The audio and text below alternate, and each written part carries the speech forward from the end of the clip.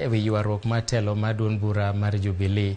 Ka wadhi nyime en ni Gavana ma Migori Ochilayako okwedo paro mar medo osuru kopimo chenro makamano kaka yo mar mayo jopiny omenda magi e kinde mapek mar ngima medo mana idhore piny maru.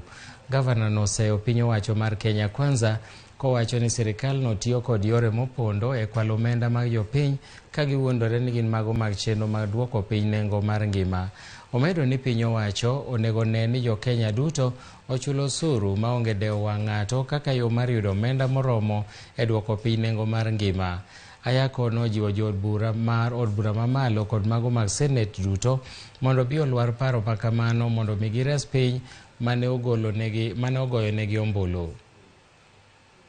I want to ask our national leadership, particularly members of Parliament, Senate and National Assembly, to reject any attempt at increasing taxes. Our Kenyans are overtaxed.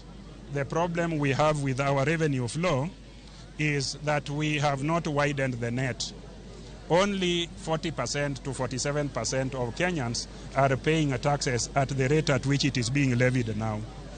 The whole idea of raising the amount that is to be taxed from people is a lie. The government nationally is lying to itself. Just widen the net and start complying at family level.